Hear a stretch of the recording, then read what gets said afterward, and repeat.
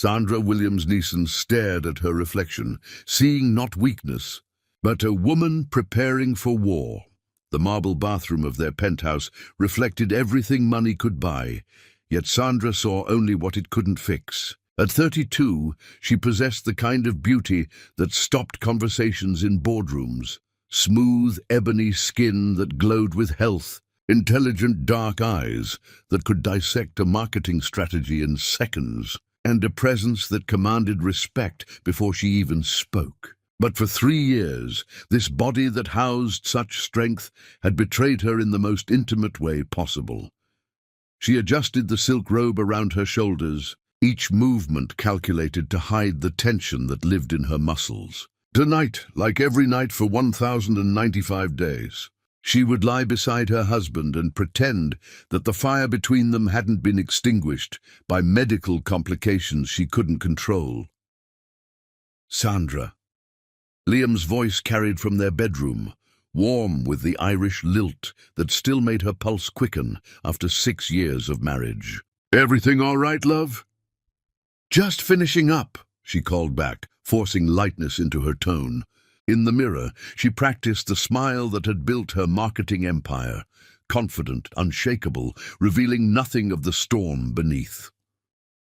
Liam Neeson wasn't just any husband. At 35, he commanded a tech fortune worth $800 million. Yet he'd built it all while remaining the kind of man who still opened car doors and remembered the anniversary of their first kiss. 6 feet 2 inches of lean strength, with steel grey eyes that could see through any deception except the ones she crafted to protect him. Sandra had met him when she was nobody, a brilliant marketing graduate with more ambition than connections. He'd been the keynote speaker at a conference where she'd challenged his entire presentation during the Q&A session. While other attendees cringed at her audacity, Liam had smiled and asked her to dinner. "I need someone in my life who isn't afraid to tell me when I'm wrong," he'd said. "Especially someone who's right as often as you are." She'd fallen in love with his mind first, then his heart, then everything else. Their early years had been electric. Two ambitious people building empires by day and losing themselves in each other by night. Sandra had grown her boutique marketing firm into a powerhouse that rivaled agencies with 10 times her history. Liam had revolutionized cloud computing infrastructure. Together, they were unstoppable until 3 years ago, when endometriosis turned her body into a battlefield where intimacy became impossible. The doctors had explained it clinically. Endometrial tissue growing outside her uterus, causing pain so severe that physical closeness became agony. What they couldn't explain was how a woman who'd built her life on solving impossible problems was supposed to solve this one. "The treatment options are limited," Dr. Patterson had said, his voice carrying the practiced gentleness of someone who delivered bad news regularly. "We can manage the pain, but the condition itself, it's chronic. Some women find that symptoms improve over time, but others—" He hadn't finished that sentence. He hadn't needed to. Sandra walked into their bedroom, where Liam sat propped against the headboard, reading acquisition reports on his tablet. Even in pajamas, he radiated the kind of confidence that had built his fortune from nothing. His grey eyes lifted to meet hers, and she saw the flash of hope that appeared every time she entered their bedroom. Hope that tonight might be different, followed immediately by the guilt of wanting what he couldn't have. "How was the Morrison campaign presentation?" he asked, setting aside his work as she approached the bed. "Brilliant, naturally." Sandra settled beside him, maintaining the careful distance that had become their normal. "Increased their brand recognition by 43% in preliminary testing. They'll probably want to expand internationally." "Of course they will. You have that effect on people, making them want more than they ever thought possible." The words hung in the air between them, loaded with meanings neither would voice. Sandra felt the familiar ache that had nothing to do with her medical condition and everything to do with watching the man she loved settle for half a marriage. Liam reached over and took her hand, his thumb tracing circles across her knuckles. Such a simple touch, yet Sandra felt the restraint in it, the careful boundary he maintained even in this small intimacy.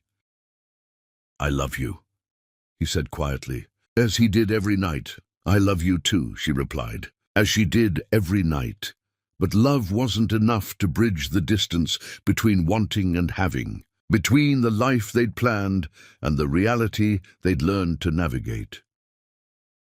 As Liam turned off the light and settled into sleep, Sandra stared at the ceiling and felt something shifting inside her chest. Not the physical pain she'd grown accustomed to, but something deeper, a restlessness that felt like resolve. For 3 years, she'd accepted this as their new normal. She'd adapted, compromised, and endured, because that's what strong women did. But lying there in the darkness, listening to her husband's careful breathing, Sandra realized she was tired of being strong in all the wrong ways. She'd built a marketing empire by refusing to accept that anything was impossible. She'd won Liam's heart by being brave enough to challenge him. She'd survived 3 years of medical hell by finding strength she didn't know she possessed. Maybe it was time to stop surviving and start fighting back. The thought crystallized in her mind with the clarity of a business plan. Sandra Williams Neeson hadn't become successful by accepting limitations. She'd done it by finding solutions everyone else said didn't exist. Tomorrow, she would begin the most important campaign of her life. Not for a client, not for profit, but for the chance to reclaim everything this condition had stolen from them. As sleep finally claimed her, Sandra's last conscious thought carried the weight of a declaration of war. Some battles are meant to be won. Chapter 2. The Impossible Proposition. Some conversations require liquid courage. Others require the courage of desperation. The rooftop bar overlooked Manhattan like a jeweled throne, the city lights stretching endlessly in every direction. Sandra chose this place deliberately, neutral ground where the ambient noise would swallow difficult conversations, and the view would remind her why. She'd always aimed higher than everyone said was possible. At 23 stories above street level, the bar commanded a view that encompassed everything Sandra had built her life pursuing. The glittering towers of Midtown represented the business empire she'd constructed from nothing. The sprawling lights of the outer boroughs suggested the millions of people whose problems she solved daily through her marketing campaigns. And somewhere in that vast tapestry of ambition and achievement was the apartment where her husband waited, unaware that his wife was about to propose something that would either save their marriage or destroy their friendship. The bar itself was an exercise in calculated sophistication, crystal fixtures that caught and scattered light like captured stars, furniture that suggested wealth without ostentation, and a clientele that understood the difference between having money and needing to display it. Sandra had chosen this particular establishment because it was the kind of place where extraordinary conversations happened regularly, where million-dollar deals were structured over cocktails and life-changing decisions were made between appetizer and entree. Marilyn Monroe Washington arrived 15 minutes late. As always, her red dress commanding attention from every man within visual range. At 31, she possessed the kind of effortless glamour that made magazine editors fight for her attention. As the creative director of Vogue's digital division, she lived in a world where beauty was currency and charm was power.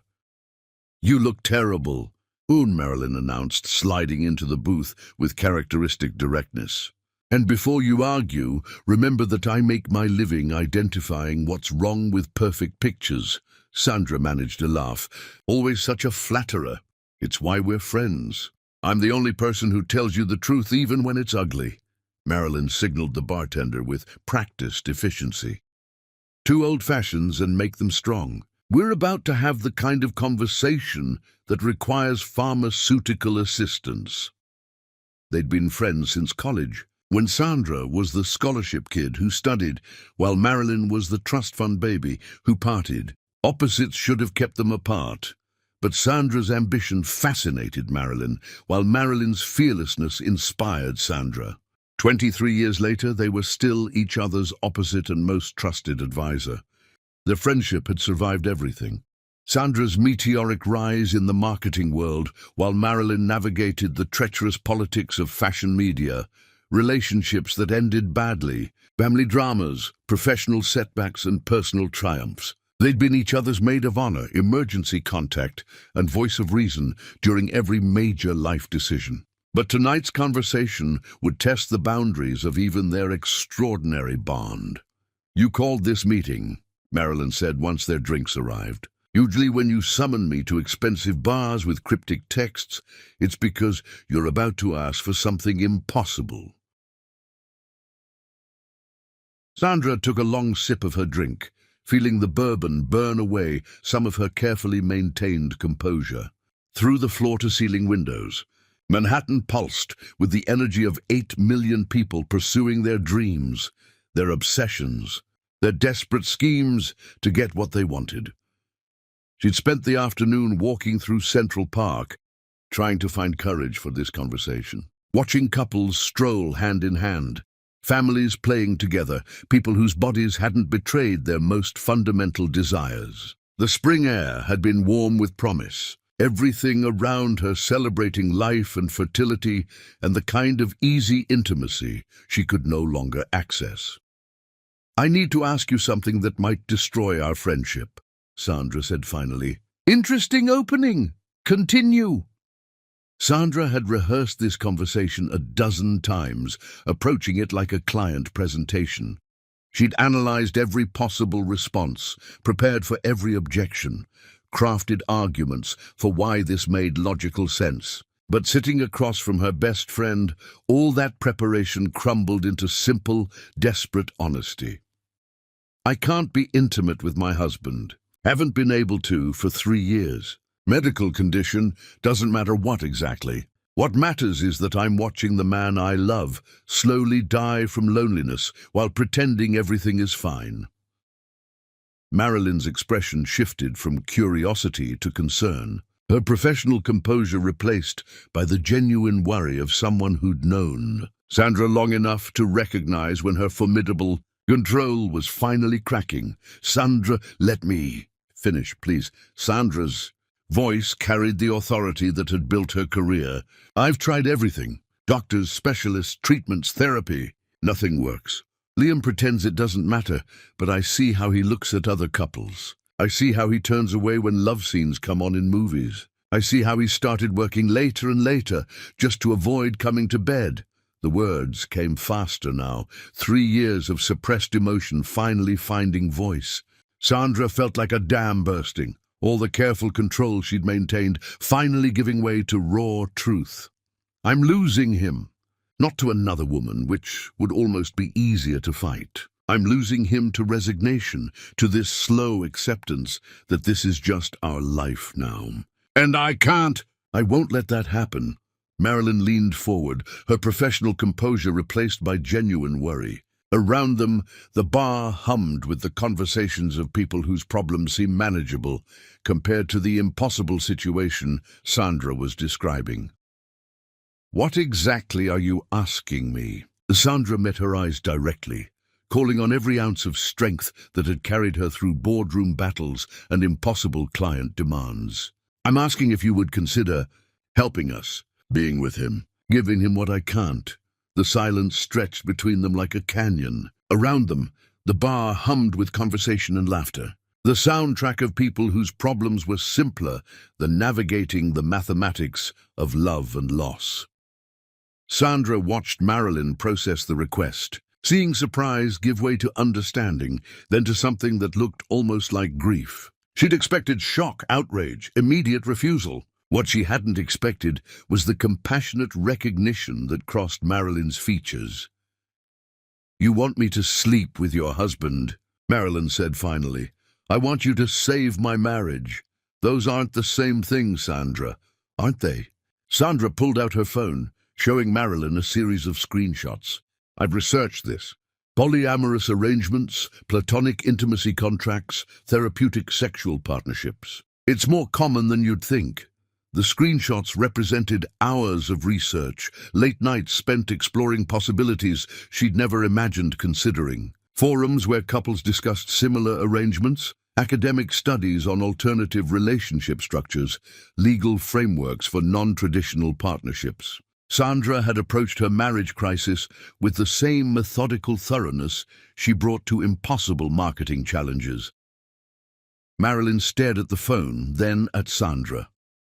"You researched this. Of course you did. You've turned your marriage into a case study. I've turned my marriage into a problem that needs solving. That's what I do. I solve impossible problems.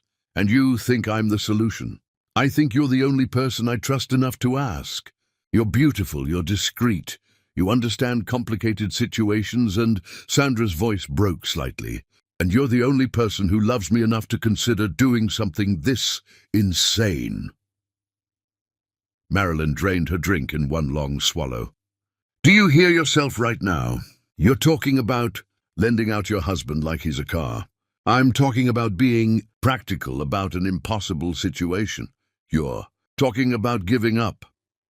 The accusation hit like a physical blow. Sandra felt her carefully constructed arguments crumble, revealing the raw desperation beneath. For 3 years, she'd prided herself on adapting to impossible circumstances, on finding strength to endure what couldn't be changed. But sitting here making this request of her oldest friend, she realized how far she'd fallen from the woman who'd built an empire by refusing to accept defeat.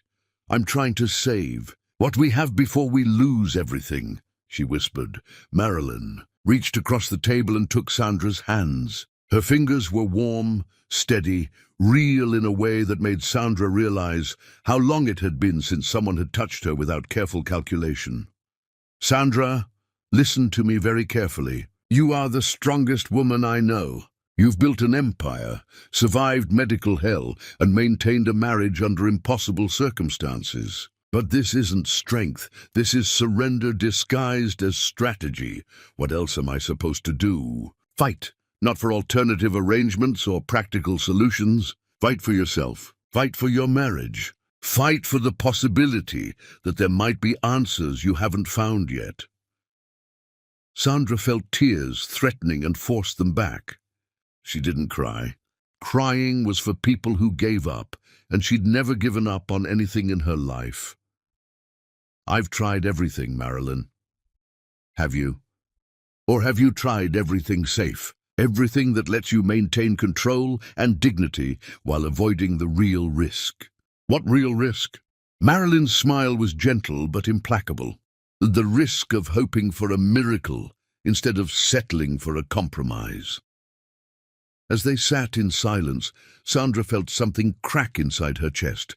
Not the physical pain she'd grown accustomed to, but something deeper. The careful walls she'd built around her hope, her faith in possibilities beyond what doctors could provide. "I'm scared," she admitted finally. "Of course you are. You're scared that if you hope for real healing and it doesn't come, you'll lose even the pretense of normal you've managed to maintain." Sandra nodded, unable to speak.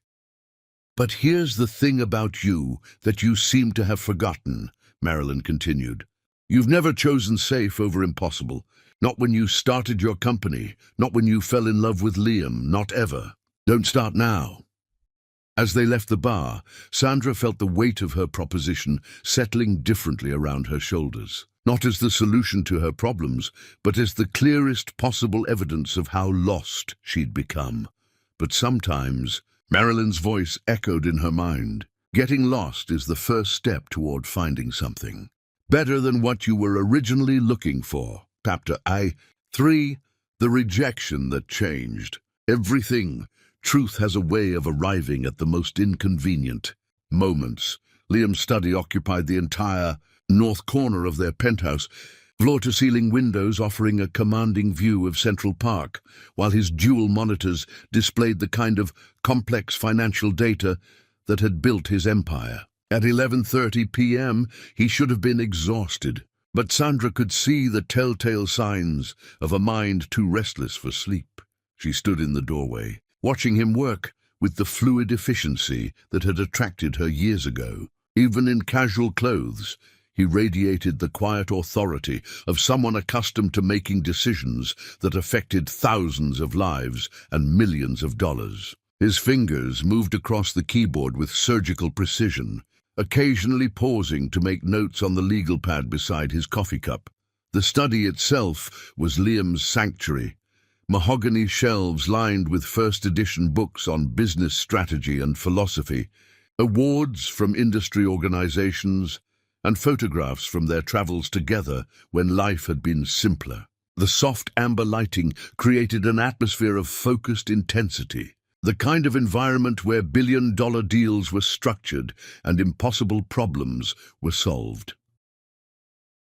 Sandra noticed the coffee cup beside his laptop, his third of the evening, judging by the slightly trembling hand that suggested too much caffeine and too little sleep. He'd been working later and later recently, staying in his study until she was already asleep, avoiding the bedroom routines that had once been the natural conclusion to their days. The Morrison acquisition, Sandra asked, stepping into the room, finalized the terms an hour ago. They accepted our offer. Liam glanced up, his grey eyes immediately focusing with the intensity that had first caught her attention at that conference 6 years ago. Couldn't sleep either.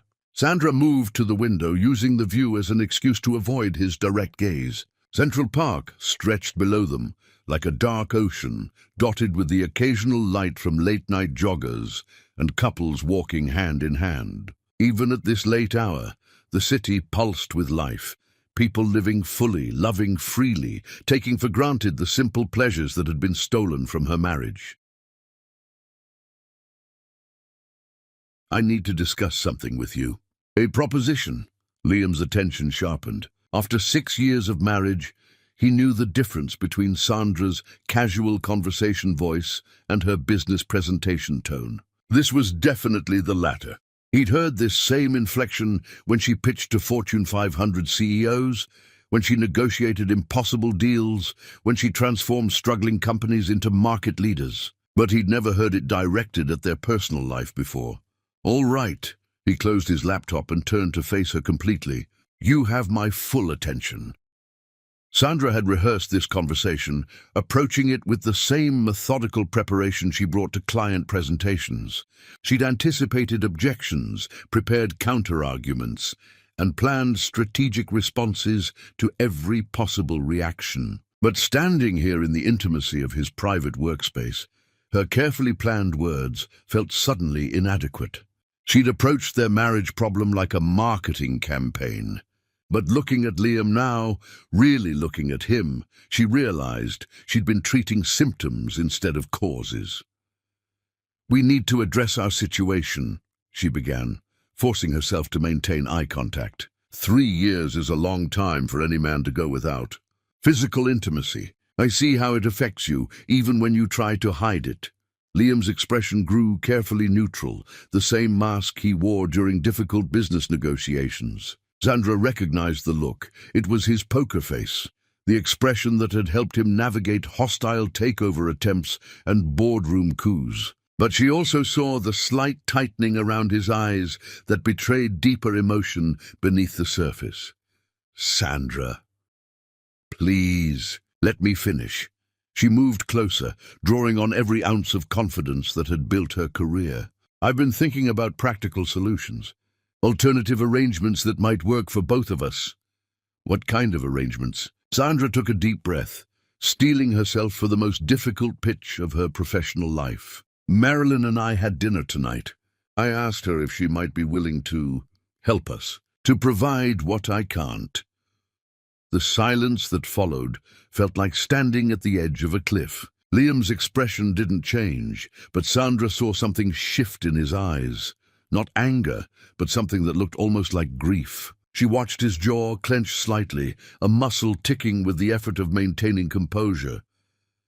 "You asked Marilyn to sleep with me," he said finally, his voice carefully modulated. "I asked her to help save our marriage. By sleeping with me. By giving you what you need so we don't lose everything else we have."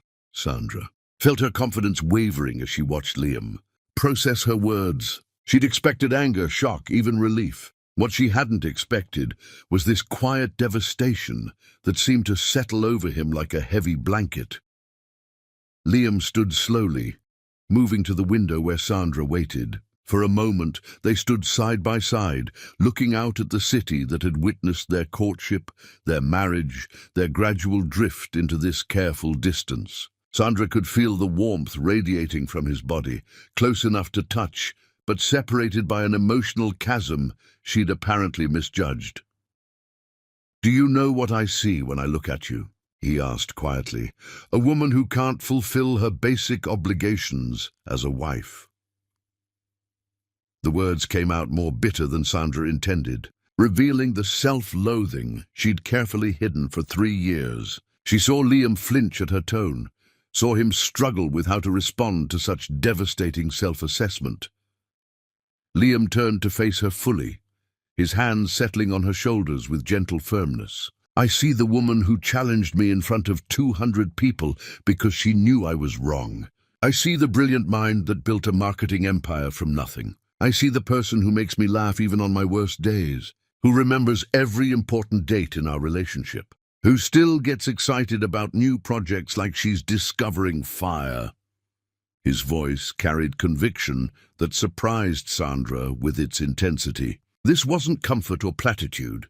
This was truth delivered with the force of absolute certainty. "I see the woman who negotiated our first joint investment by reading the other party so perfectly that they ended up paying us for the privilege of giving us exactly what we wanted. I see the partner who helped me navigate my father's death, who stayed up with me for 3 nights straight when the company almost failed, who celebrated every victory and mourned every setback as if they were her own." Sandra felt her carefully maintained composure beginning to crack under the weight of his conviction. "But I can't." "You can't what? Give me sex?" "Sandra, do you honestly think that's what I married?" "It's part of marriage, an important part. It's one part. One part of a relationship that encompasses everything from intellectual partnership to emotional support to shared dreams to daily laughter to the simple pleasure of knowing that the person I love most in the world chooses to build a life with me every single day." Liam's voice grew stronger, more certain. "You think I've been suffering for 3 years? You think I've been slowly dying of loneliness while pretending everything is fine? Haven't you been? Sandra, I've been watching the strongest woman I know slowly convince herself she's not enough. I've been watching my brilliant, fierce, incredible wife disappear into shame about something that isn't her fault and doesn't define her worth." Sandra felt tears threatening and fought them back. "But I see how you look at other couples. I see how you avoid. I look at other couples and wonder if they have what we have, the deep stuff, the real stuff. And I avoid intimate scenes in movies because they make me sad, not because I'm missing sex, but because I'm watching you suffer, and I can't fix it." The words hit Sandra like physical blows, destroying every assumption she'd built her proposition on. She'd constructed an entire narrative around Liam's supposed suffering, his imagined resentment, his theoretical need for what she couldn't provide. But the man standing before her bore no resemblance to the frustrated husband of her imagination. "I don't want Marilyn," Liam continued, his voice carrying absolute finality. "I don't want any alternative arrangement or practical solution. I want my wife, all of her, including the parts that are struggling right now, to understand that she is enough, more than enough, everything. But for how long?" Sandra's voice broke on the question that had haunted her for 3 years. "How long before you start resenting me? How long before you start wondering what it would be like with someone who could give you everything?" Liam was quiet for a long moment, and Sandra braced herself for the truth she'd been dreading. She watched his face, searching for signs of the doubt she was certain must exist somewhere beneath his declarations of devotion. "Do you remember our wedding vows?" he asked finally. "Of course. What did we promise each other? In sickness and in health, for better or worse, we promised to choose each other. Every day, through everything. Not just the easy parts, Sandra. All of it." He took her hands, and Sandra was startled to realize they were shaking, not hers but his. For the first time since she'd entered his study, she saw vulnerability crack through his controlled exterior. I choose you when you're confident and when you're scared, when you're healthy and when you're hurting, when you can give me everything and when you can barely give me half. I don't choose you conditionally based on what you can provide. I choose you because you're you. Sandra felt something breaking open in her chest. 3 years of carefully contained emotion, finally demanding release. I choose you too, she whispered. But I don't know how to stop feeling like I'm failing you. Then we figure it out together, not by finding substitutes or alternative arrangements, but by fighting this thing as a team. As Sandra finally let herself cry, really cry, for the first time since her diagnosis, she felt Liam's arms come around her with a certainty that spoke of promises kept and love that ran deeper than any physical expression. "We're going to beat this," he whispered against her hair. "Not because I need you to be different than you are, but because you deserve to feel whole again. Because we deserve to have all of each other back." Standing in his study, held by the man who just refused to accept anything less than real healing, Sandra felt the first stirring of something she'd almost forgotten. Hope that wasn't contingent on compromise. Chapter 4. The Husband's Mission. Every revolution starts with a single person saying, "Enough." At 4:30 in the morning, while Sandra slept deeply for the first time in months, Liam sat in his study, surrounded by medical journals, research papers, and the kind of determination that had built his fortune from nothing. The conversation 3 nights ago had changed everything, crystallizing his purpose with laser focus. He'd spent 18 months watching his wife suffer while feeling helpless. That ended now. The laptop screen glowed with search results that would have overwhelmed most people. But Liam approached Sandra's condition the same way he approached hostile takeovers, with systematic intelligence gathering and unlimited resources. He'd already identified the top 50 endometriosis specialists worldwide, cross-referenced their success rates, and begun building a database of treatment protocols that showed real results. His study had been transformed into something resembling a military command center. 3 monitors displayed different research databases, while printed papers covered every available surface. A whiteboard mounted on the far wall showed a complex flowchart of treatment approaches, success rates, and potential combinations. Empty coffee cups testified to the hours he'd already invested in this campaign. The scope of his research would have impressed academic investigators. He'd purchased access to every major medical database, subscribed to specialized journals, and contacted research institutions across 4 continents. His business background had taught him that information was power, but information combined with unlimited resources was transformational. Dr. Elizabeth Morrison topped his list. Based in Zurich, she'd pioneered a combination therapy approach that boasted a 73% success rate for patients with Sandra's specific presentation. Her research papers read like battlefield reports from someone who declared war on impossible medical cases and kept winning.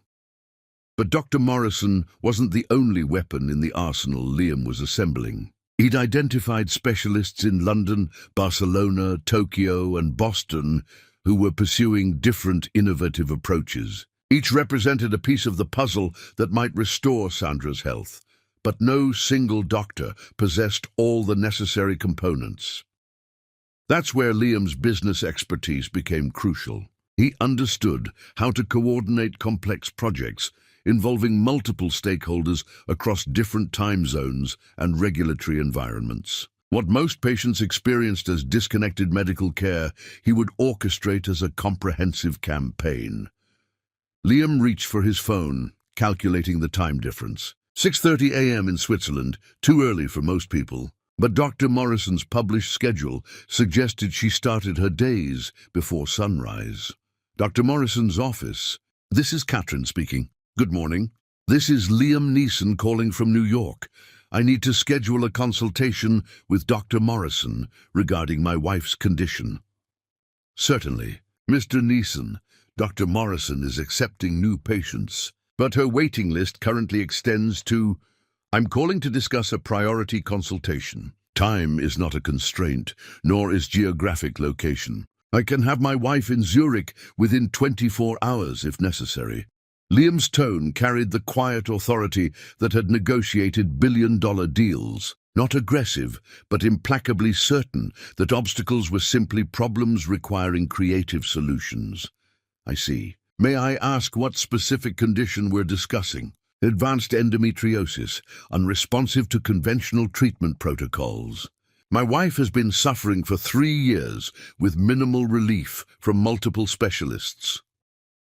There was a pause as Katrin consulted her computer.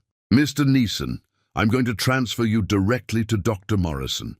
She handles all priority cases personally. The line clicked, and moments later, a crisp Swiss accent filled the study. Mr. Neeson, this is Dr. Morrison. I understand your wife has been struggling with endometriosis. For 3 years, she's seen specialists in New York, Boston, and Los Angeles. Various treatment approaches have provided minimal relief. Tell me about her symptoms and previous treatments.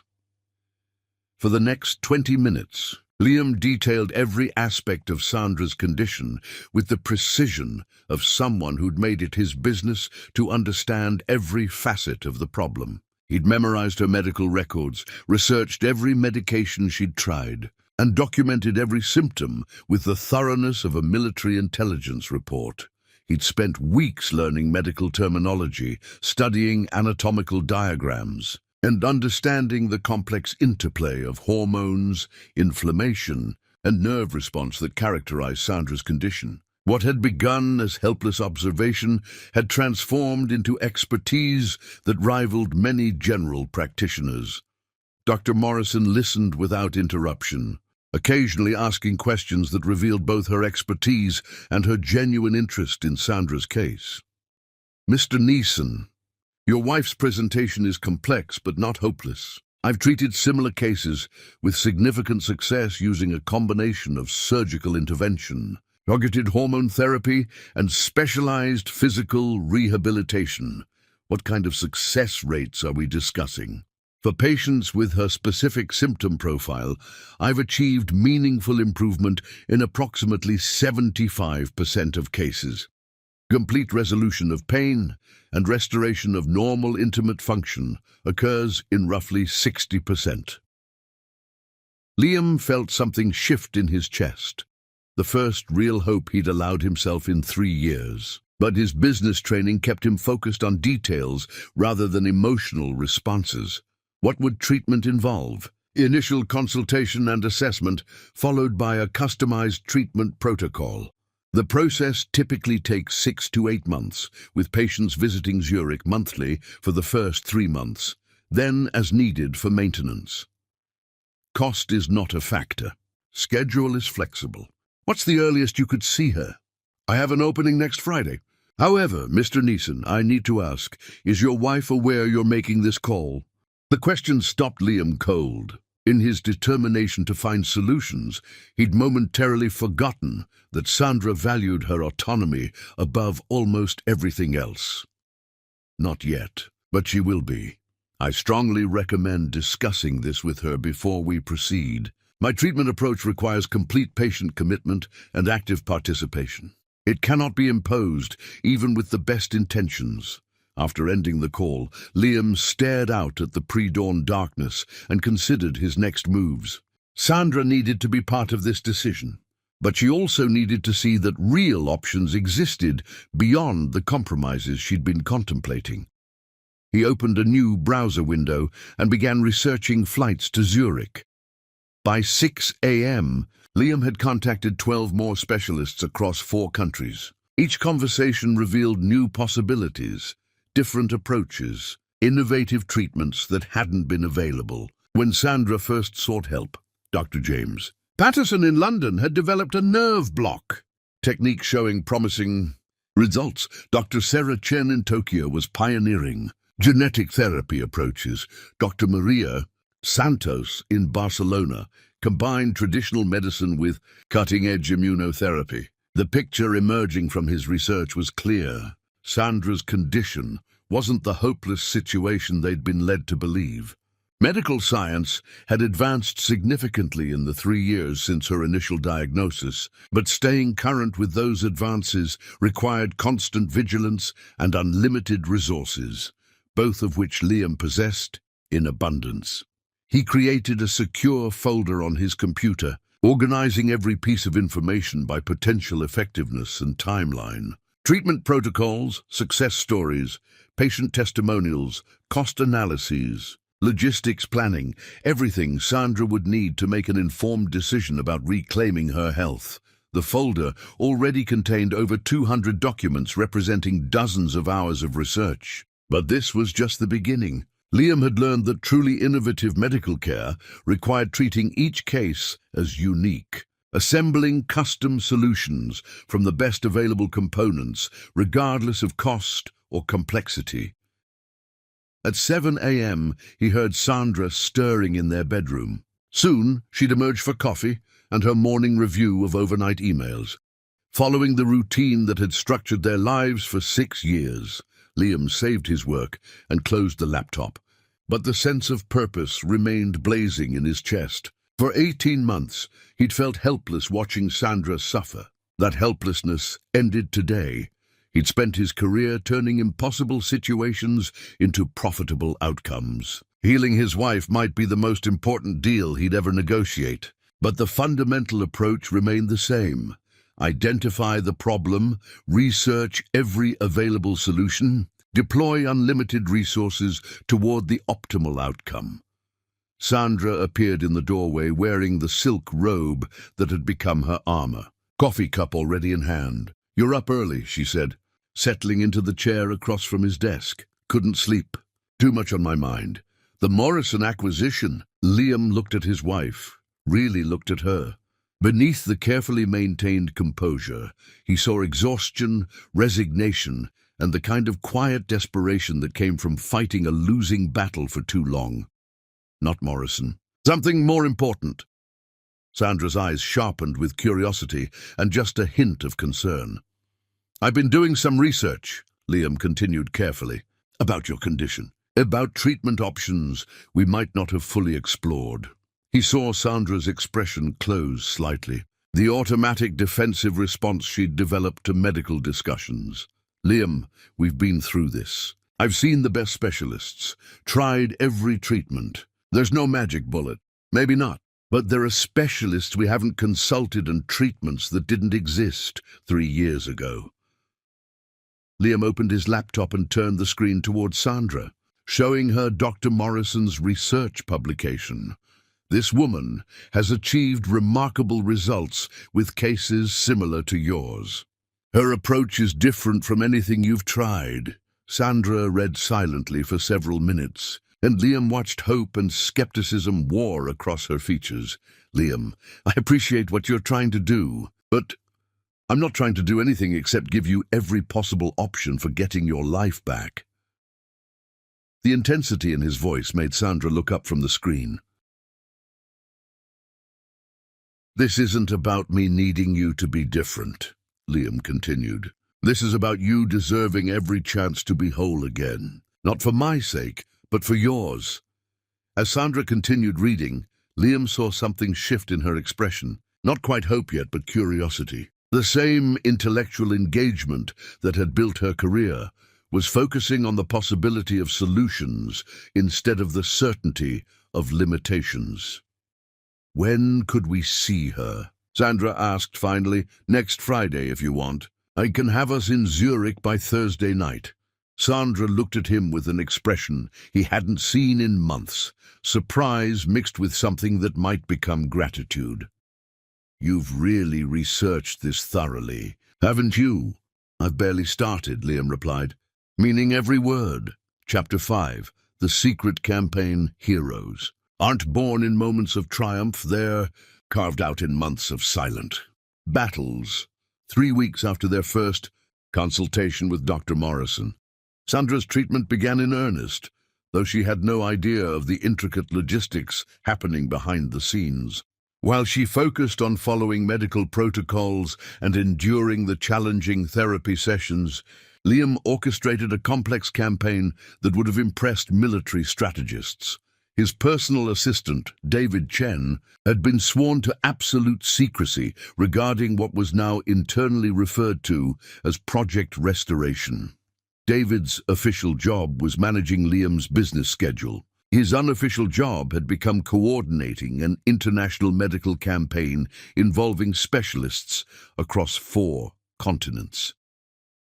The transformation of Liam's professional life was remarkable. The man who'd once personally overseen every major business decision had systematically delegated responsibilities to his executive team, freeing himself to focus entirely on Sandra's healing. Board meetings that once commanded his full attention now received abbreviated appearances. Acquisition opportunities that would have previously consumed weeks of analysis were approved or rejected based on quick reviews by his investment team. Dr. Patterson's office called from London, David reported during their daily 7 a.m. briefing. They've reviewed Mrs. Neeson's latest lab results and want to adjust the hormone therapy protocol. Dr. Morrison agrees, but recommends consultation with Dr. Santos in Barcelona first. Liam nodded, making notes on the encrypted tablet he now carried everywhere. Schedule the video conference with all 3 for Thursday. Make sure it's during Sandra's marketing presentation to the Goldman account. She'll be occupied for 3 hours. Already arranged. Also, the specialized equipment Dr. Morrison requested arrived yesterday. The physical therapy team has been briefed on installation and setup. The equipment in question was a sophisticated biofeedback system that cost more than most people's cars. It had been custom modified by German engineers to address Sandra's specific needs, then flown to New York on Liam's private jet, along with the technician who would calibrate it for optimal effectiveness. Excellent. What about the nutrition specialist? Dr. Williams from the Cleveland Clinic confirmed she can work with Mrs. Neeson remotely. She's prepared a customized anti-inflammatory protocol that should complement the other treatments. Liam had learned that treating Sandra's condition required a multidisciplinary approach, none of whom previous doctors had attempted. Dr. Morrison's methodology involved surgical intervention, hormone therapy, specialized physical therapy, nutritional optimization, stress management, and psychological support, all coordinated with precision timing. The coordination alone was a full-time job, which is why Liam had essentially delegated most of his business responsibilities to his executive team. His primary focus had become project managing Sandra's healing with the same intensity he'd once devoted to building his empire. Any word from the pharmaceutical team in Germany? The custom compound will be ready next week. Dr. Muller suggests starting with the lower dosage to assess tolerance. Every aspect of Sandra's treatment involved custom solutions. The specialists Liam had assembled didn't offer standard protocols. They created personalized approaches based on detailed analysis of her specific case. It was medicine practiced at the level of art, available only to patients who could access the best minds in the field and afford unlimited customization.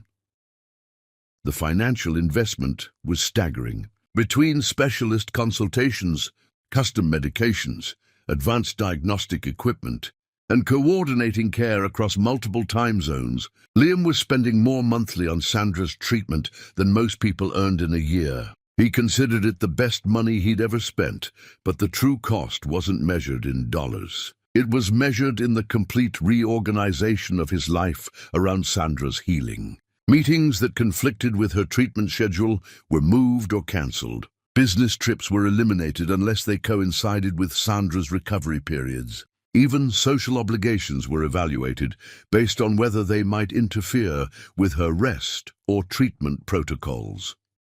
Sandra emerged from their bedroom wearing the professional armor that signaled another day of managing her marketing empire, while secretly fighting for her health. She looked stronger than she had in months, though Liam could see the careful way she moved that indicated her pain levels were still significant.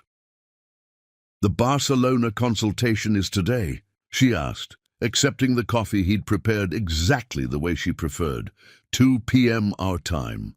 "David has the secure video link set up in the study, and Dr. Morrison thinks this new approach might help with the inflammation. You see, she's optimistic. Dr. Santos has seen excellent results with similar cases." What Sandra didn't know was that Dr. Santos had spent 2 hours yesterday reviewing her case with specialists from Johns Hopkins, Mayo Clinic and Harvard Medical School. The consultation she'd be participating in was actually the culmination of a week-long collaborative review involving some of the world's leading experts. Liam had learned that truly innovative medical care required treating each patient as a unique research project.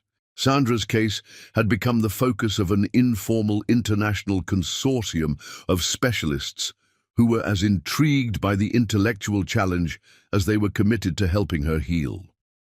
The consortium met weekly via secure video conference, sharing insights and collaborating on treatment refinements with the kind of intellectual intensity usually reserved for groundbreaking research projects. Sandra's condition had become a fascinating case study for some of the world's most innovative medical minds. "I should warn you," Sandra said carefully. "I'm starting to hope this might actually work." "That scares me." "Why does hope scare you?" "Because if this doesn't work, if these amazing specialists with their cutting-edge treatments can't help me, then I really am out of options." Liam set down his coffee and moved to stand behind Sandra's chair, his hands settling on her shoulders. Through the silk of her blouse, he could feel the tension she carried like armor. "Then we'll find other options. I've barely scratched the surface of what's available. There are research hospitals, experimental treatments, clinical trials we haven't even investigated yet." "Liam, you can't spend your entire life trying to fix me." "I'm not trying to fix you. I'm trying to help you reclaim what's yours." The distinction mattered more than Sandra realized. In Liam's mind, this wasn't about repairing something broken. It was about recovering something stolen by circumstances beyond anyone's control. That afternoon, while Sandra participated in her Barcelona consultation, Liam coordinated 3 separate strategy calls. Dr. Morrison briefed him on the surgical options. They might need to consider if the current protocols didn't provide sufficient relief. Dr. Patterson outlined a new nerve therapy technique that showed promise but required collaboration with specialists in Boston. Dr. Chen shared preliminary results from genetic testing that suggested Sandra might be an ideal candidate for experimental treatments not yet available in the United States.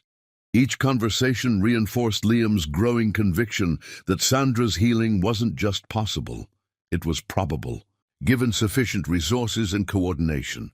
The challenge, Dr. Morrison explained during their private call, is that your wife's case requires innovations that exist at different medical centers around the world. No single institution has everything she needs. That's why we're creating our own institution, Liam replied, using the best people and best approaches regardless of geography. It's an expensive way to practice medicine.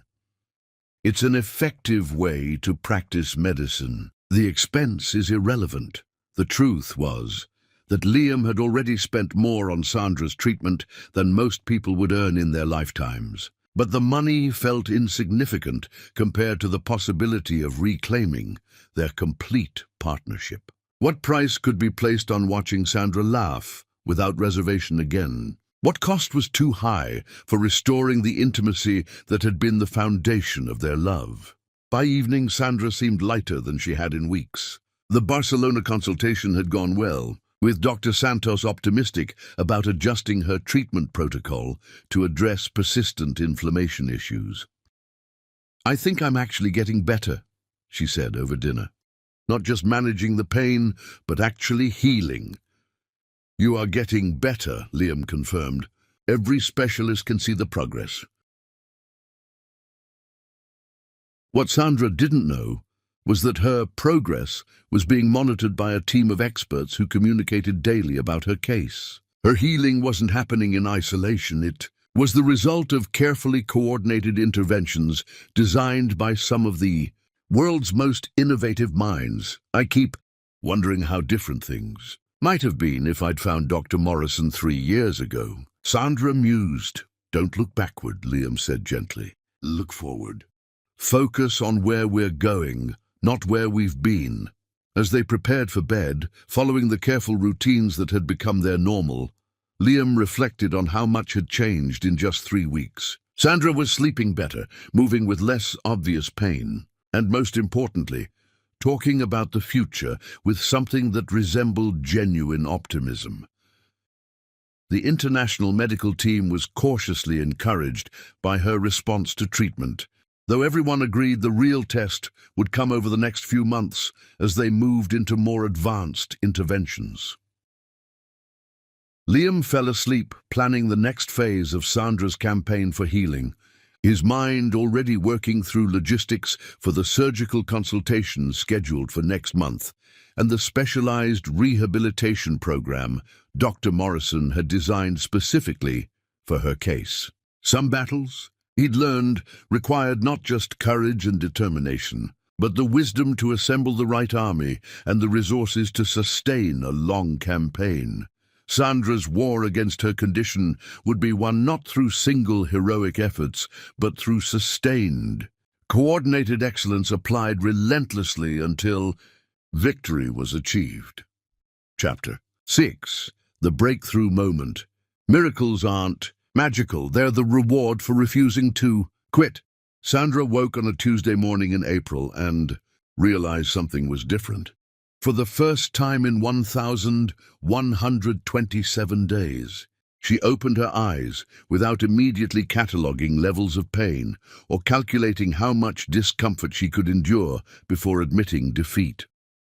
She lay perfectly still, afraid to move and shatter whatever spell had settled over her body during the night. The morning light filtered through their bedroom windows with the kind of golden warmth that promised spring. And Sandra felt something she hadn't experienced in 3 years, the absence of suffering as a baseline condition.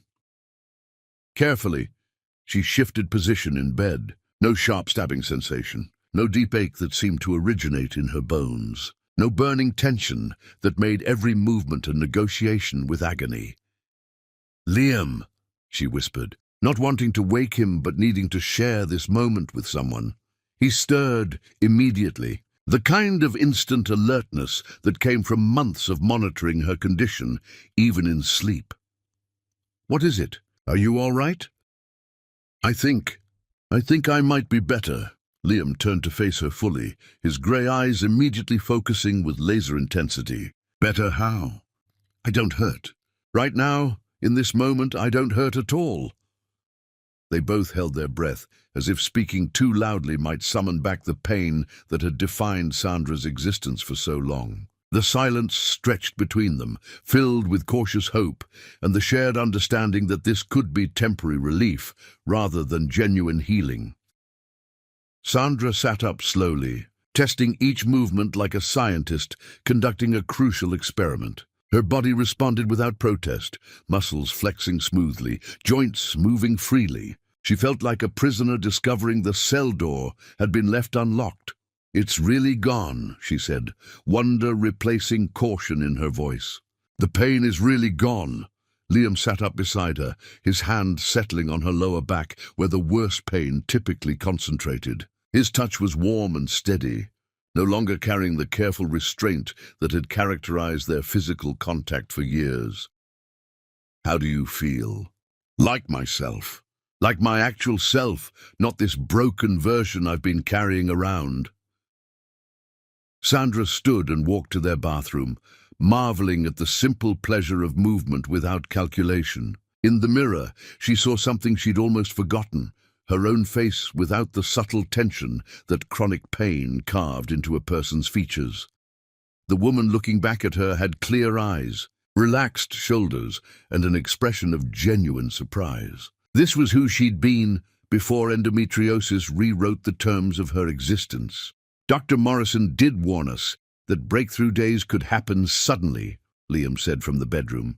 She said your body might reach a tipping point where all the treatments converged into significant relief. Sandra returned to sit beside him, taking his hand in both of hers. His fingers were strong and familiar, but touching him now felt different, not careful or calculated, but natural. Liam, what if this is real? What if the treatments actually worked? Then we celebrate, and we stay vigilant to maintain whatever progress we've achieved. But what if it's temporary? What if I wake up tomorrow and everything hurts again? Then we keep fighting. We adjust protocols. We try new approaches. We refuse to accept defeat.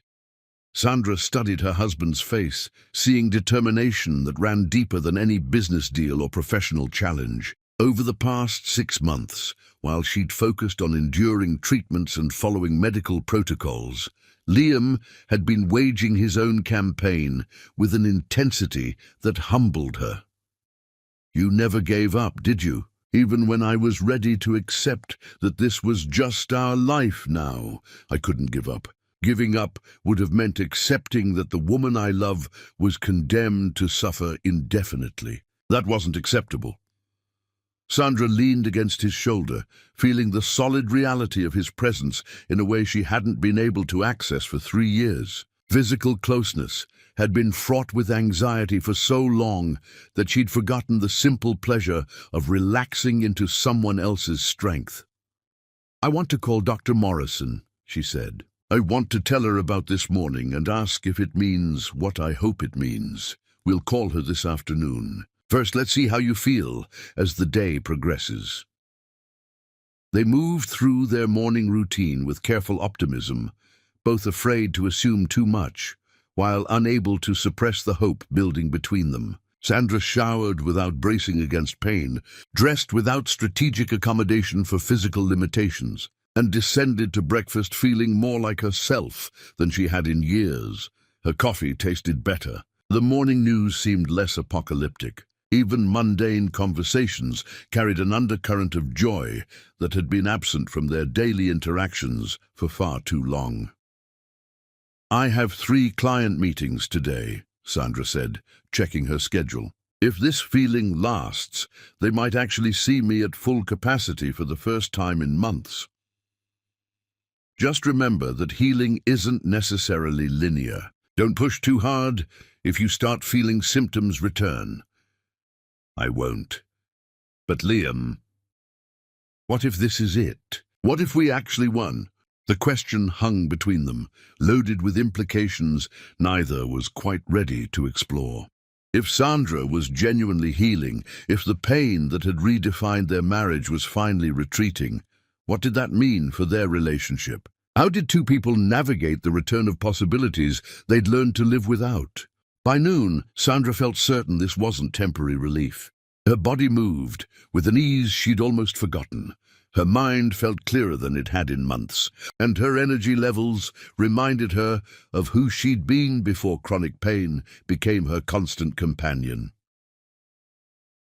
The client meetings went brilliantly. Sandra found herself engaging with creative challenges and strategic problems, with an intellectual agility that surprised even her. Without pain demanding constant attention, her mind was free to work at full capacity for the first time in years.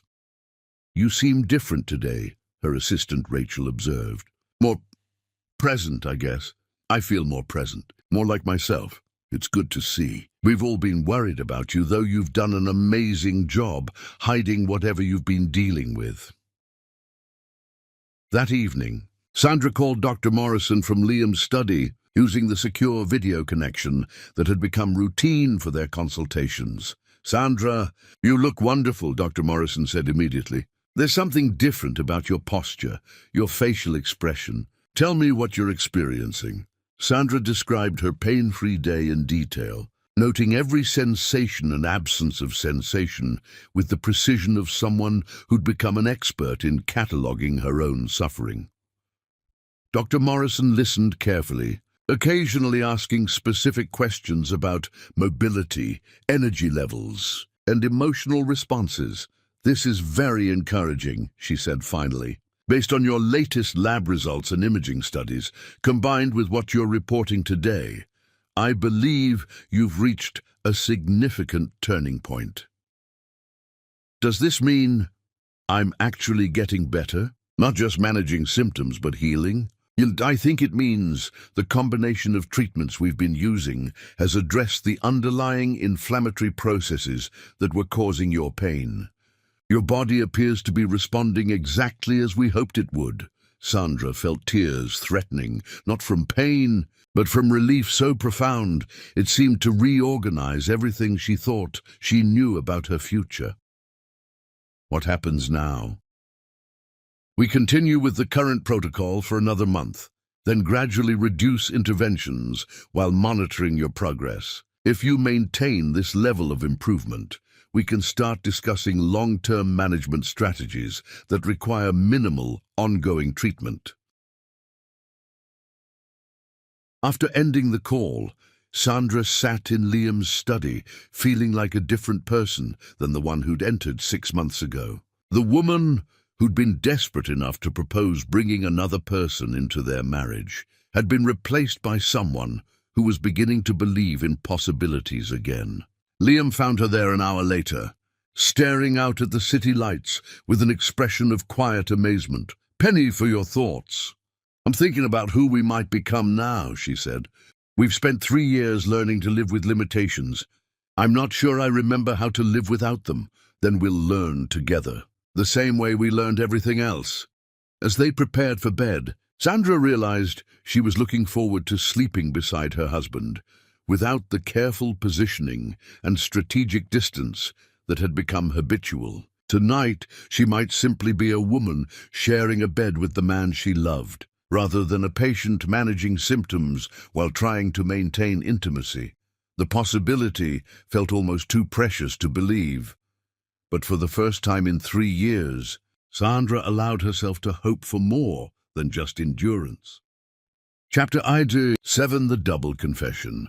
The truth isn't just about what happened, it's about who you became in the process. Sandra stood at the floor-to-ceiling windows of Liam's study, watching the city pulse with evening energy while gathering courage for a conversation that would reshape everything between them. 2 weeks had passed since her breakthrough morning, and each pain-free day had strengthened her conviction that real healing was possible. But more importantly, those same 2 weeks had revealed something she couldn't ignore. The elaborate coordination behind her treatment suggested Liam's involvement went far beyond what he'd acknowledged. "You've been managing a lot more than I realized, haven't you?" she said without turning from the window. Liam looked up from the financial reports he'd been reviewing, but Sandra could see his reflection in the glass, the immediate alertness that meant she'd touched on something significant.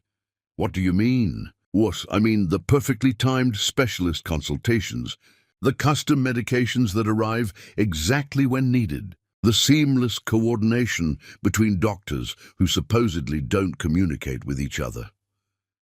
Sandra turned to face him directly, her expression carrying the analytical intensity that had built her marketing empire. She'd spent 2 weeks putting together pieces of a puzzle that revealed a campaign more sophisticated than anything she'd ever managed for her most demanding clients. Dr. Morrison mentioned she'd been collaborating with specialists I've never heard of.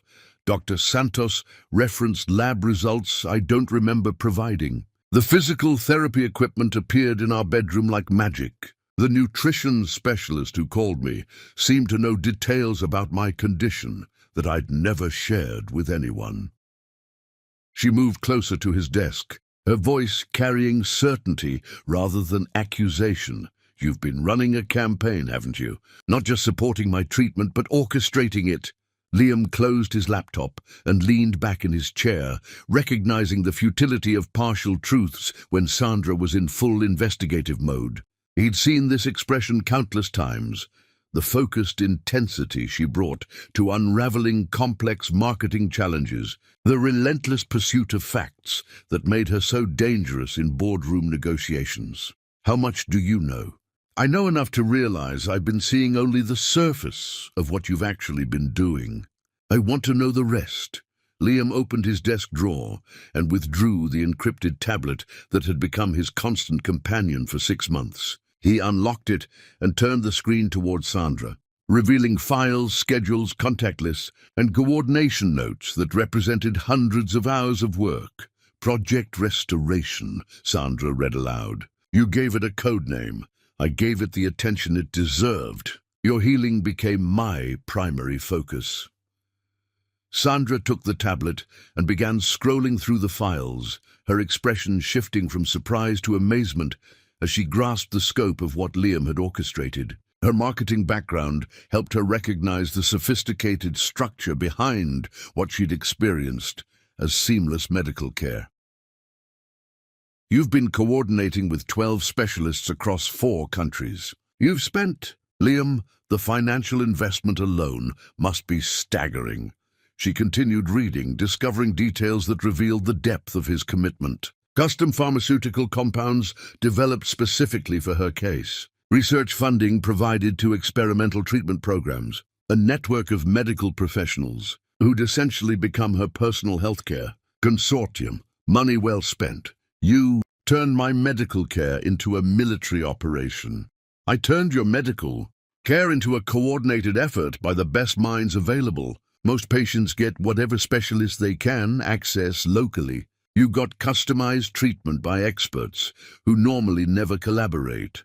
Sandra continued reading, discovering details that humbled her understanding of what love could look like in practice. She found evidence of round-the-clock coordination, emergency protocols for potential complications, even backup treatment plans in case primary approaches failed. You've had teams of people working exclusively on my case. You've been funding research into treatments that don't even exist yet. I've been using every resource at my disposal to give you the best possible chance of getting your life back. Why didn't you tell me? Because you needed to focus on healing, not on managing the logistics of healing. And because, Liam paused, choosing his words carefully, because I needed you to want to get better for yourself, not because you felt obligated to justify my investment. Sandra set down the tablet and looked at her husband with new eyes. The man she'd lived with for 6 years, who she thought she knew completely, had been conducting a shadow campaign of such sophistication that it humbled every business strategy she'd ever developed. The scope was breathtaking. She found records of video conferences with specialists at 3 a.m. to accommodate time zone differences. Documentation of pharmaceutical research he'd commissioned. Travel arrangements for flying in equipment and experts from around the world. A level of coordination that would have challenged Fortune 500 companies with entire departments devoted to project management. When did you sleep? When did you handle your actual job? When did you have time for anything except managing my recovery? Majid, I made time for what mattered most. Liam, you've essentially put your entire life on hold to fight a battle I thought I was fighting alone. You were never fighting alone. You were fighting the medical battle. I was fighting everything else, the research, the coordination, the logistics, the financial planning, the strategic oversight. Sandra felt something profound shifting in her understanding of their relationship. For 3 years, she'd seen herself as the weak link, the broken component that was dragging down their partnership. But looking at the evidence of Liam's campaign, she realized she'd been wrong about who she was in their marriage. I haven't been a burden, she said slowly. I've been a cause worth fighting for. You've been the most important cause I'll ever fight for. Sandra moved around the desk to stand beside Liam's chair, her hand settling on his shoulder. She could feel the tension he'd been carrying, the physical toll of months spent managing such an intensive campaign while maintaining the appearance of normal business operations. I have a confession too, she said quietly. I knew Not the details, not the scope, but I knew you were doing more than you were telling me. Liam looked up at her with surprise. Those perfectly timed appointments didn't happen by accident. The specialists who seemed to know things about my case they shouldn't have known. The medications that arrived exactly when Dr. Morrison mentioned them. The way every piece of equipment we needed somehow appeared exactly when we needed it. Sandra's smile carried gratitude and something deeper, recognition of partnership that operated on levels she was only beginning to understand. I knew you were orchestrating something remarkable, and I let you think I didn't notice because I understood you needed to do it. Just like you let me maintain my dignity by not telling me exactly how much you were managing behind the scenes. You knew. I knew you loved me enough to move mountains. I just didn't realize you'd actually moved so many of them. Sandra gestured toward the tablet, where evidence of his extraordinary effort was laid out in meticulous detail. This represents more work than most people put into their entire careers. You managed a global medical consortium while running a billion-dollar company, and somehow made it all look effortless. It wasn't effortless. It was necessary.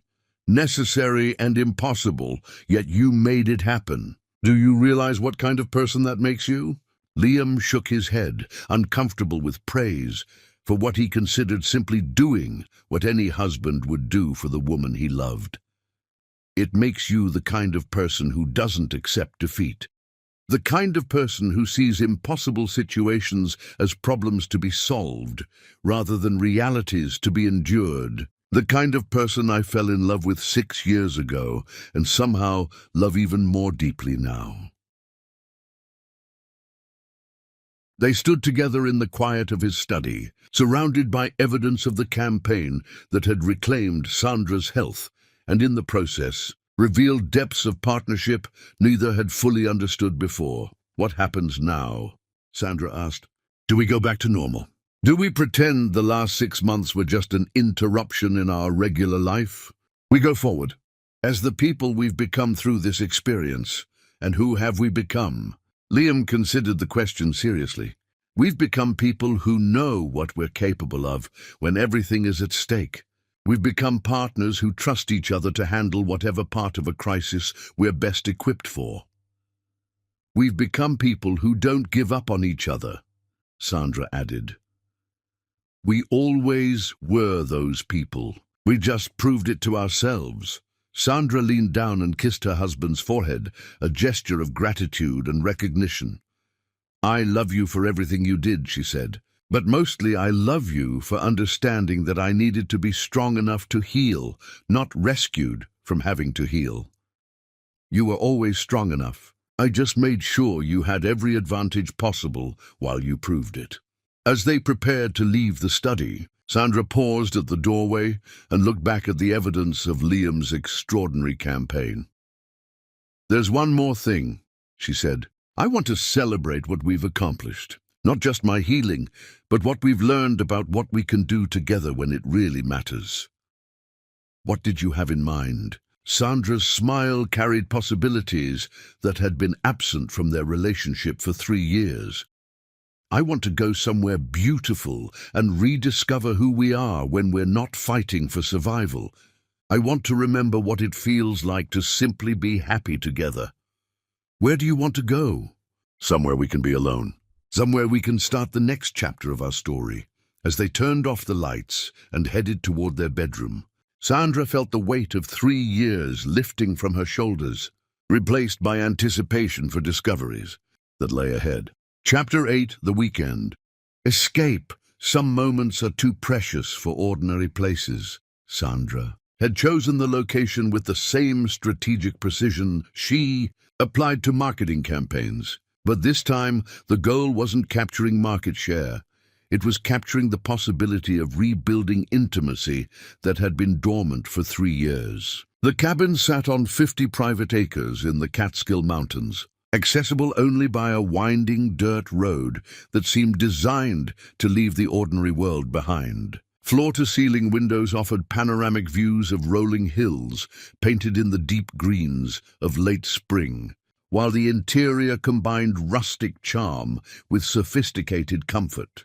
Sandra had researched dozens of properties before settling on this one. It needed to be isolated enough for complete privacy, beautiful enough to inspire romance, and luxurious enough to match the significance of what they were attempting to reclaim. But more than that, it needed to feel like neutral territory, not their penthouse with its careful boundaries and medical accommodations, but a space where they could rediscover each other without the weight of recent history. "How did you find this place?" Liam asked as they carried their bags from the car. "Research. The same way I find everything else I need."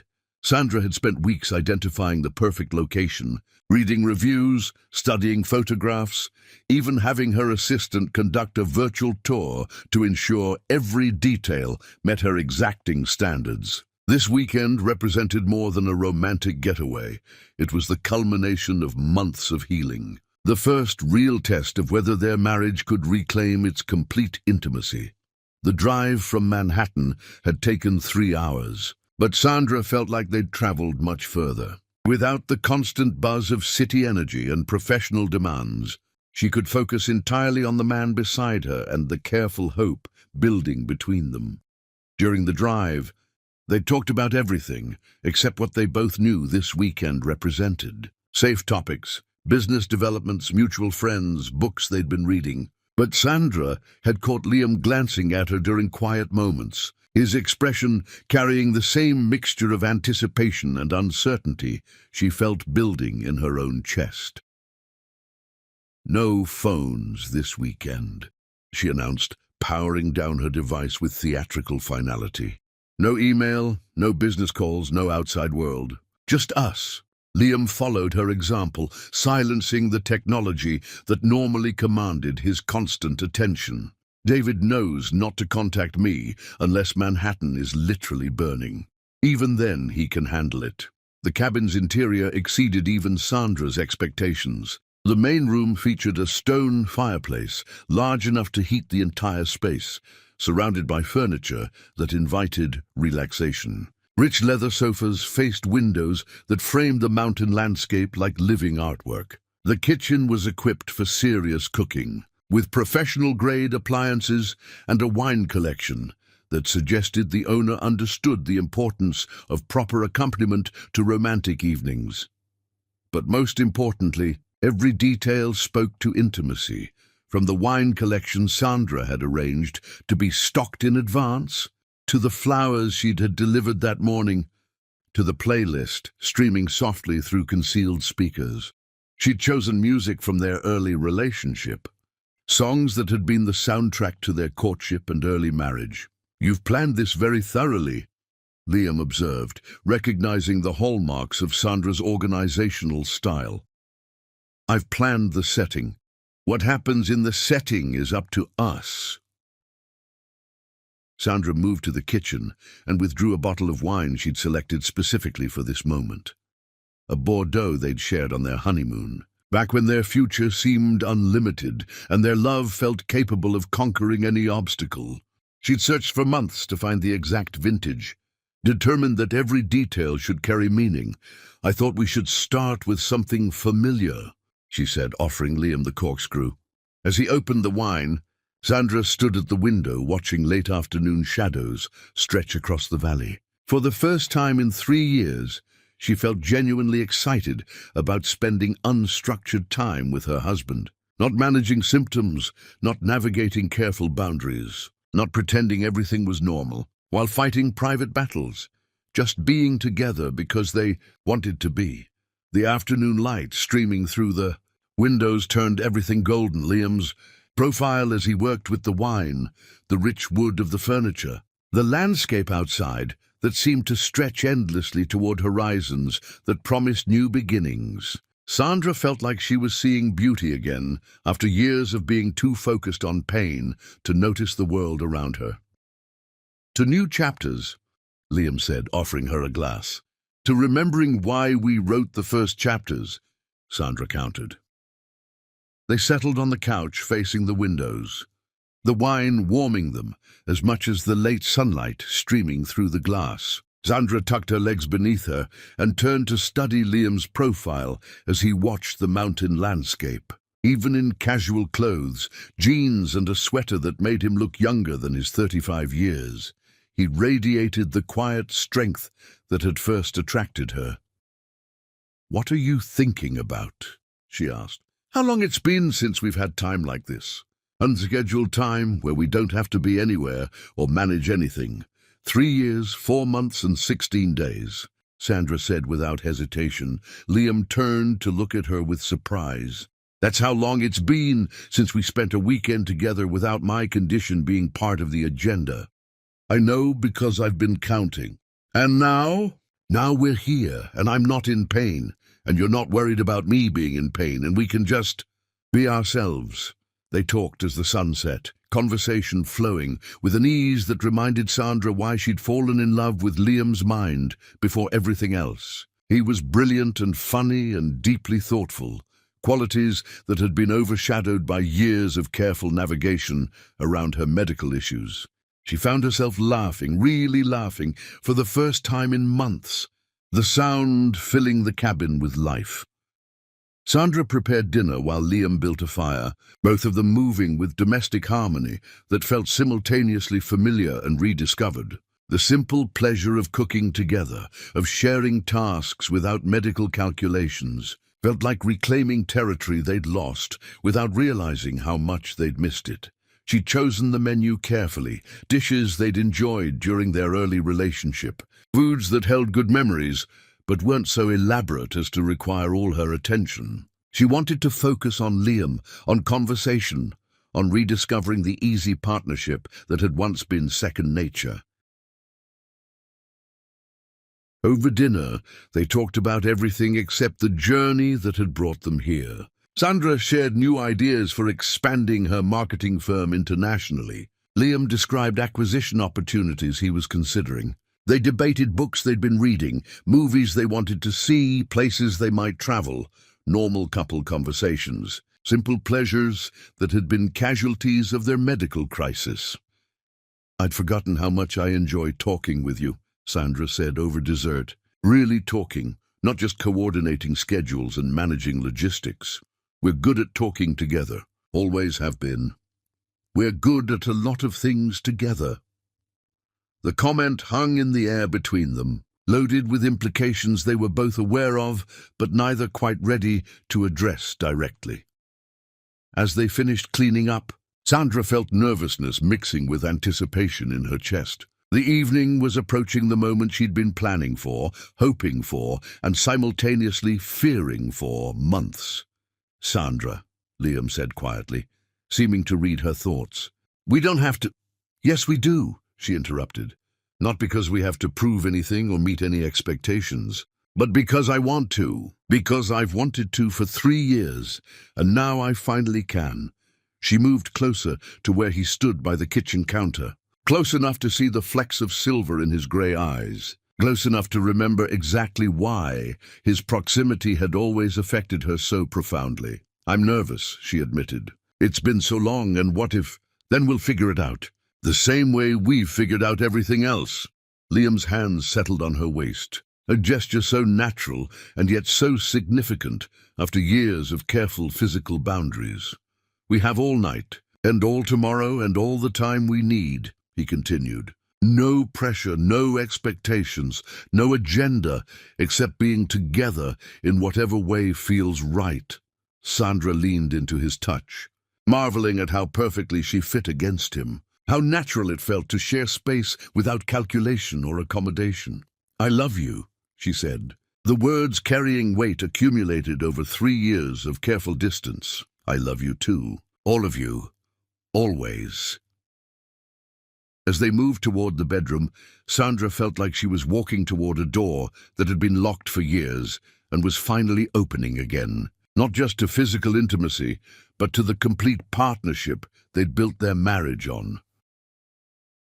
The mountain night settled around the cabin like a protective embrace, offering them privacy and time to rediscover what they thought might be lost forever.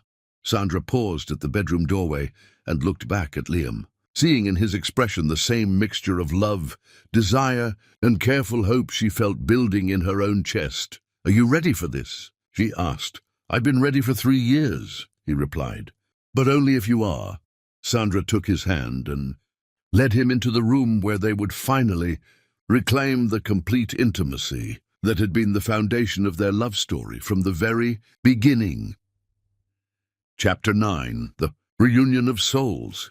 True intimacy isn't about bodies, it's about souls recognizing their home. The bedroom was bathed in soft lamplight and moonshine filtering through windows that framed the mountain landscape like a painting. Sandra stood beside the bed, her heart racing with an anticipation she hadn't felt in 3 years, mixed with nervousness about whether her body would remember how to respond to desire instead of pain. The room itself seemed designed for this moment. Rustic wooden beams overhead, a stone accent wall that caught and reflected the warm light, and windows that offered complete privacy while connecting them to the natural world beyond. The bed was positioned to take advantage of both the mountain views and the fireplace visible through the open doorway, creating an atmosphere of intimacy surrounded by beauty.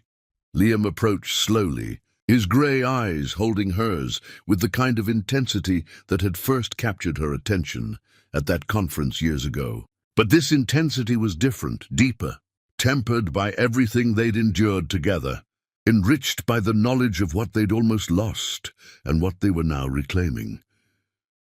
"Sandra," he said quietly, her name carrying the weight of everything unspoken between them. She reached up to touch his face, her fingers tracing the familiar lines while rediscovering the simple pleasure of touching him without strategic calculation. His skin was warm beneath her palm, real and solid and present in a way that made her feel anchored after years of feeling adrift. The touch was electric in ways Sandra had forgotten were possible. For 3 years, physical contact had been careful, calculated, limited. Now the simple act of caressing her husband's face felt revolutionary, like reclaiming territory that had been under occupation by fear and pain. "I'd forgotten," she whispered. "What?" "How you look at me, like I'm everything you want to see." "You are everything I want to see." Liam's hands settled on her waist, the same gesture from earlier, but with new meaning here, in the privacy of their temporary sanctuary. Sandra leaned into his touch, testing her body's response, and feeling relief flood through her when desire stirred instead of pain.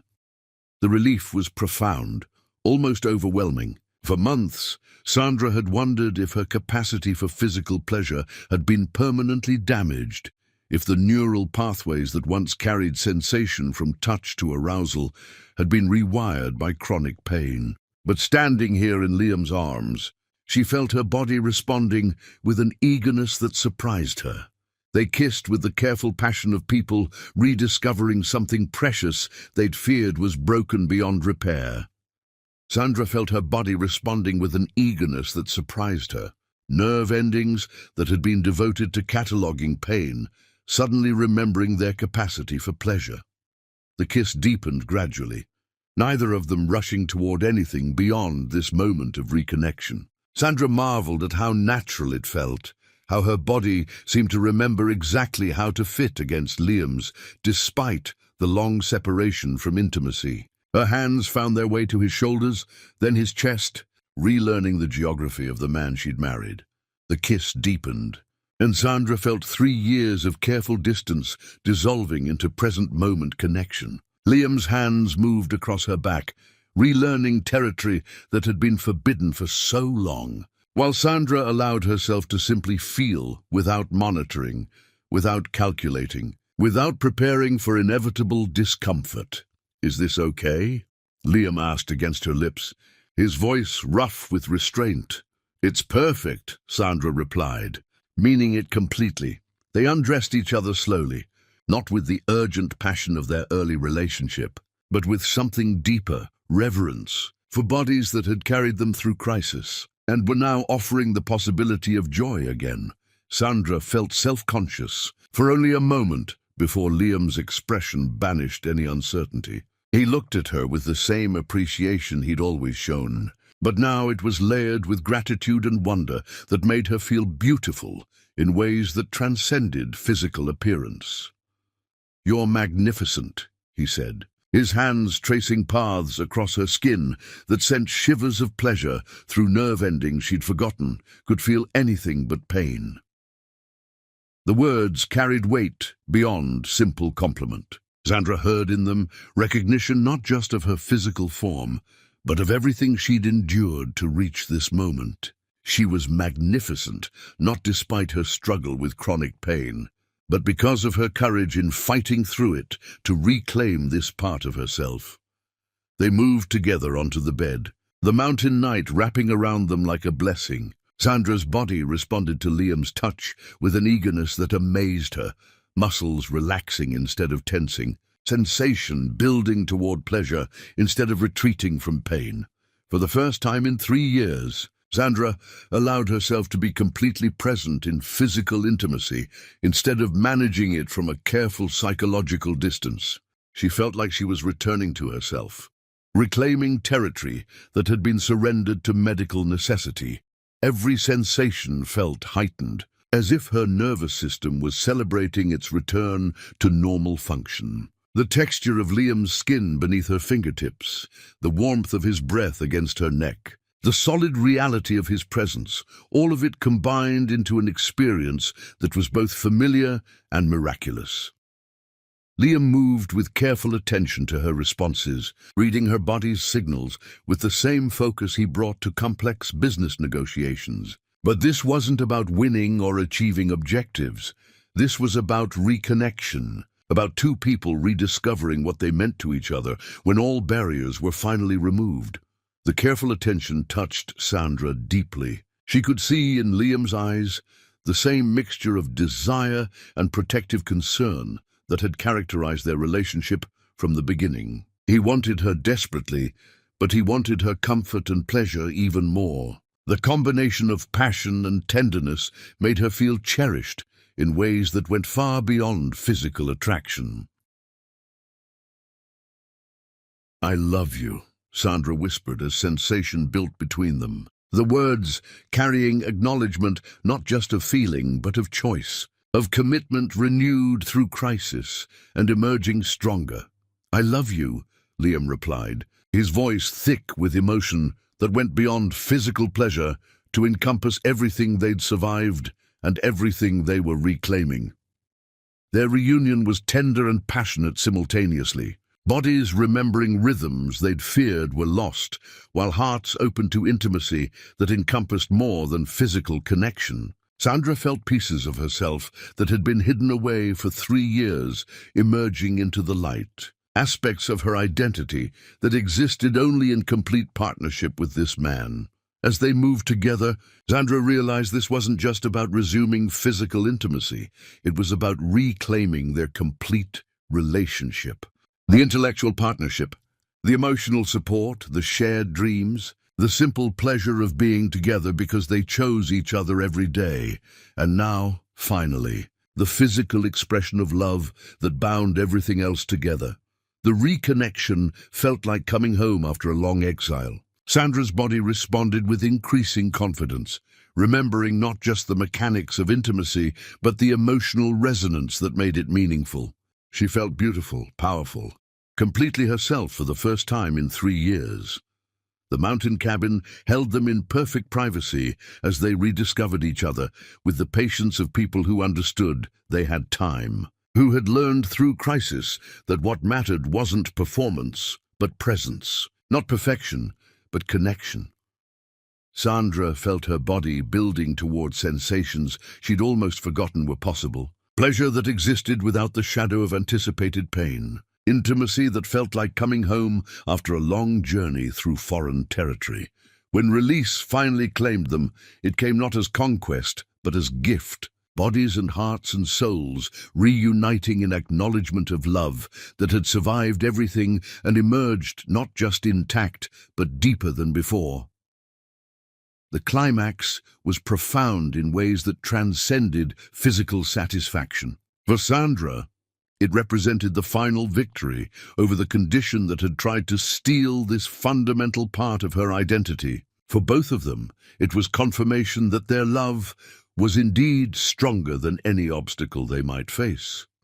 Afterward, they lay entwined in the lamplight, Sandra's head on Liam's chest, while his fingers traced lazy patterns across her shoulder. The silence between them was comfortable, full of satisfaction and wonder, and the simple pleasure of being together without agenda or anxiety. "How do you feel?" Liam asked eventually. "Like myself again. Like us again. Did anything hurt?" Sandra smiled against his chest. "Nothing hurt. Everything felt exactly like it should." They talked quietly as the night deepened around them. Conversations that wandered from practical concerns to philosophical observations to simple expressions of gratitude for what they'd reclaimed. "What happens when we go back to the city?" Sandra asked. "We keep building on this. We keep choosing each other. We keep believing that what we have is worth fighting for. And if the medical issues return, then we fight them again, together, with everything we've learned about what we're capable of when everything matters." Sandra turned to look at Liam directly, seeing in his expression the same mixture of satisfaction and anticipation she felt. "I feel like we're different people than we were 3 years ago," she said. "We are different people. Stronger people. People who know what we can survive and what we refuse to accept." The truth of his words settled around them like a benediction. They had been tested in ways that destroyed many relationships, yet they had emerged not just intact, but transformed. The couple lying in this mountain cabin was stronger, more committed, more aware of the precious nature of what they shared than the couple who had entered this crisis 3 years ago. As sleep finally claimed them, Sandra felt profound gratitude, not just for physical healing, but for emotional renewal, for partnership that had been tested beyond most limits and had emerged not just intact, but enriched by everything they'd endured together. The mountain night settled around their cabin like a benediction, holding them in perfect privacy while they began the next chapter of their love story. Chapter 10, The Strongest Love. Every ending is just a beginning that knows its own strength. Sunday morning arrived with golden sunshine, streaming through the cabin windows, illuminating two people who had rediscovered not just physical intimacy, but the profound partnership that made their love story worth fighting for. Sandra woke in Liam's arms, feeling like she'd returned from a long journey to find home exactly where she'd left it, but somehow more precious for having been temporarily lost. "Good morning." "Beautiful," Liam said, his voice rough with sleep and satisfaction. "Good morning, handsome," Sandra replied, marveling at how natural it felt to wake up tangled together instead of carefully positioned to avoid triggering her pain. The morning light painted everything in shades of gold and amber, turning their intertwined bodies into living sculpture. Sandra felt a profound sense of completion, as if pieces of herself that had been scattered by years of medical crisis had finally been gathered back together. She was whole again, not just physically, but emotionally and spiritually renewed in ways she was still discovering. They lay quietly for several minutes, neither wanting to disturb the perfect contentment that surrounded them like warm light. Sandra felt profoundly different than she had just 2 days earlier, not just physically healed, but emotionally and spiritually renewed in ways she was still discovering.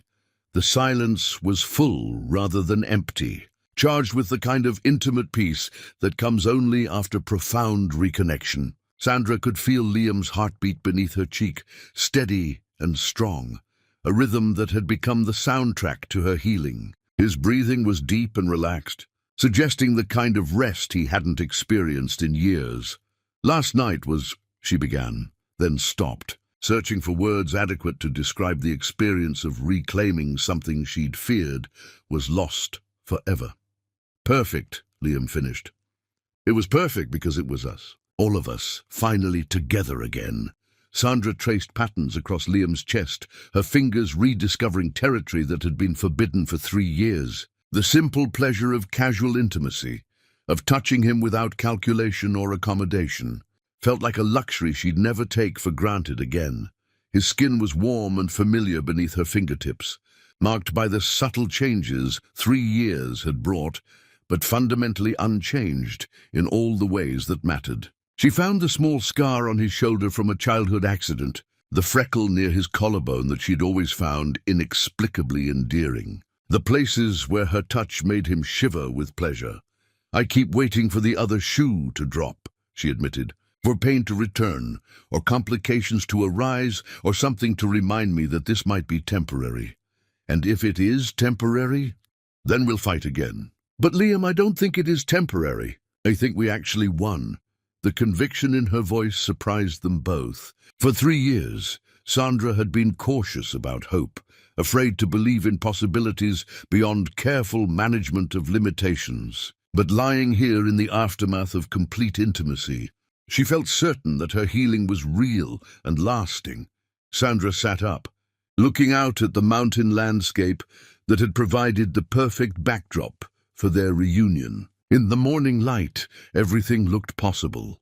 The rolling hills suggested journeys yet to be taken. The clear sky promised weather for any adventure they chose to pursue. The view from their window encompassed wilderness that seemed to stretch infinitely, unmarked by the medical complexes and specialists' offices that had defined so much of their recent experience. Here, surrounded by natural beauty in each other, they could imagine a future defined by possibilities rather than limitations. "What are you thinking about?" Liam asked, following her gaze to the windows. "I'm thinking about all the things we can do now that we couldn't do before. Travel without medical considerations. Make love spontaneously instead of planning around my pain levels. Focus on building our dreams instead of managing my limitations. We built plenty of dreams while managing your limitations, but imagine what we can build now that we don't have to manage them anymore." The possibilities felt endless. Sandra envisioned weekend getaways planned around pleasure rather than medical appointments. Evenings that ended in spontaneous intimacy rather than careful accommodation. Mornings that began with desire rather than pain assessment. The future stretched before them like an unwritten love story, ready for whatever adventures they chose to pursue. They made breakfast together, the domestic harmony feeling both familiar and rediscovered. Sandra moved with an ease and energy that reminded her why she'd been successful in business. When she wasn't devoting mental resources to pain management, her mind operated with clarity and focus that could tackle any challenge. The simple act of preparing food together took on significance beyond mere nourishment. Every shared task, Liam brewing coffee while Sandra prepared fruit. Their synchronized movements around the kitchen, the easy conversation punctuated by spontaneous touches, felt like a celebration of restored partnership. Over coffee, they talked about practical matters, returning to work, resuming normal schedules, explaining Sandra's improved condition to friends and family who'd watched her struggle for 3 years. But beneath the logistical discussions ran a current of excitement about returning to New York as people transformed by their experience.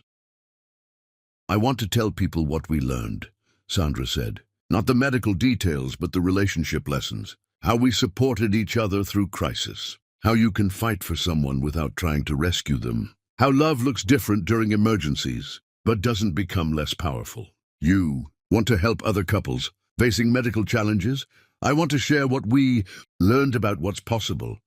When you refuse to accept defeat," the idea excited Sandra in ways she hadn't anticipated. Her experience with endometriosis, painful as it had been, had taught her things about resilience and partnership that could benefit others facing similar struggles. She could imagine writing articles, speaking at conferences, maybe even starting a foundation to support couples navigating medical challenges. Liam reached across the table and took her hand, his thumb tracing familiar circles across her knuckles. The gesture was the same one that had comforted her during their darkest moments, but now it carried celebration rather than consolation.